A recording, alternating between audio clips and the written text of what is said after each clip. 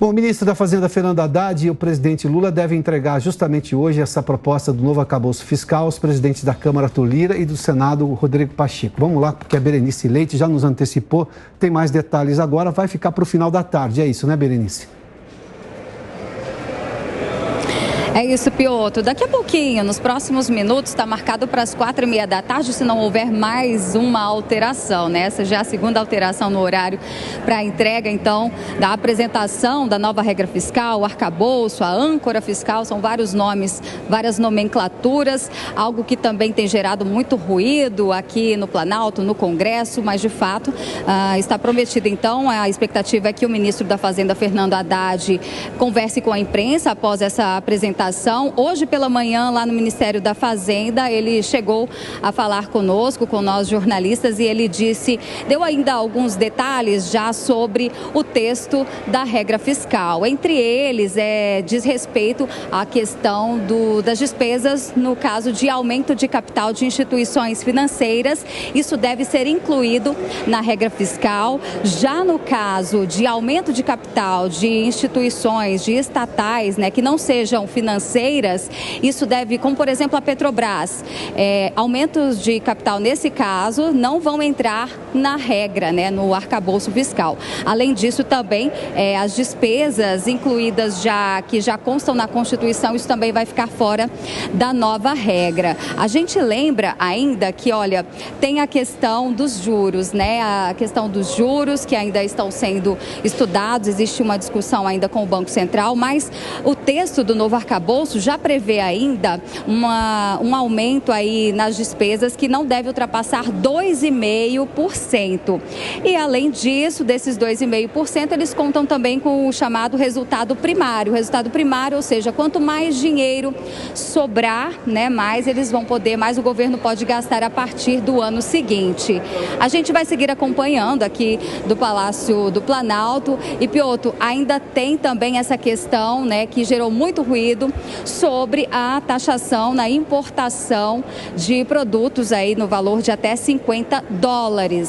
O presidente Lula recuou nesta decisão, né, e vai manter a isenção, na verdade.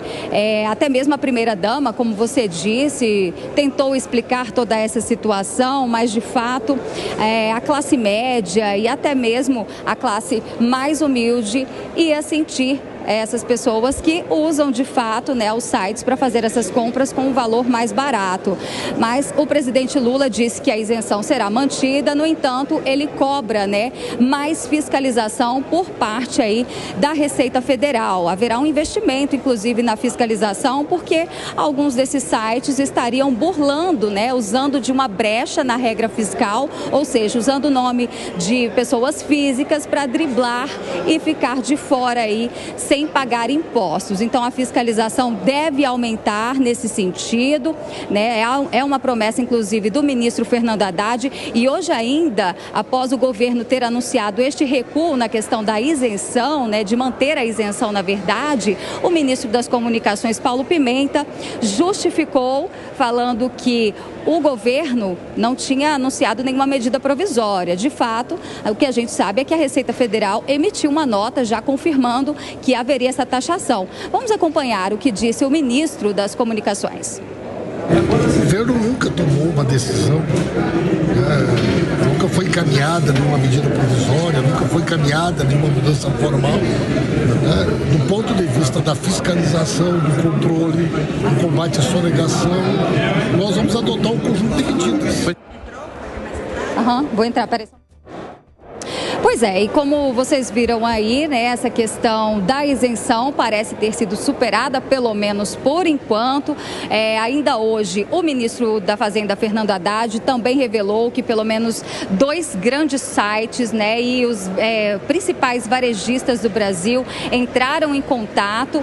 Inclusive, sites chineses também estão em contato com o Ministério da Fazenda, pelo menos 2 deles, e sinalizaram que têm interesse em entrar aí, em ficar de acordo com a regra que o Ministério da Fazenda pretende impor, até porque eles não querem ser confundidos com nenhuma empresa que de fato está cometendo crimes tributários. Eu volto com você, Piotr. Muito obrigado, Berenice, com informações aí. Vamos lá. a Receita Federal já tinha sido, como antecipou aqui, como bem lembrou aqui a Berenice, já tinha emitido a Receita Federal uma nota dizendo que a cobrança de trocas de compras até $50 haveria de acontecer e era uma medida irrevogável por parte da Receita Federal, que não se voltaria atrás. Bom, voltou. Aí vem o ministro e vem o ministro Paulo Pimenta e fala, não foi exatamente isso, não, a gente nunca editou. Bom, espera aí, a Receita Federal faz parte do governo de quem? Bom, então é simples, vai lá e diz que voltou, foi uma decisão porque o bastidor todo mundo conhece. Houve uma repercussão pública muito negativa em relação a isso, de boa parte da base até de que votou no presidente Lula na eleição do ano passado, e politicamente o presidente tomou uma decisão, simples assim, né?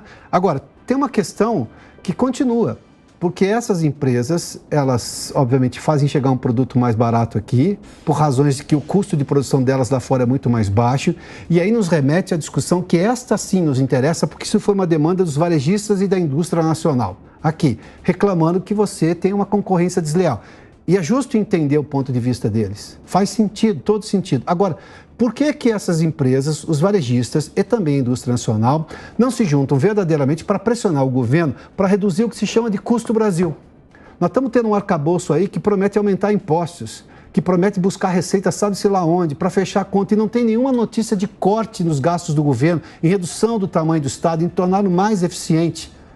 Essa é a saída sustentável no longo prazo que vai resolver o problema não só dos varejistas, como do cidadão brasileiro que tem desejo de consumir por um preço muito mais acessível, até porque o poder aquisitivo no Brasil sempre foi baixo e continua baixo.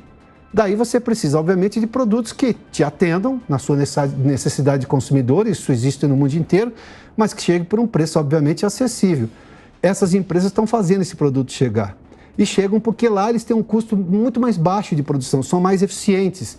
Aqui as empresas, para ser justo também com elas têm um custo Brasil altíssimo, o que torna cada vez mais ineficiente qualquer processo aqui, fazendo com que o produto nacional, fabricado aqui, que gera emprego aqui, que gera receita de impostos aqui, não consiga competir com o produto lá de fora. Esse é o ponto, é isso que vai resolver o problema. Não agora o presidente voltar atrás por uma questão meramente de popularidade ou de questões políticas para tentar agradar. Não, tem que resolver o problema. Daí eu estou perguntando, o governo está fazendo isso para resolver o problema principal? Não, não parece. O setor que está reclamando aqui no Brasil, com justiça, inclusive, porque é concorrência desleal, está se mexendo para isso também, verdadeiramente? Essa é a pergunta.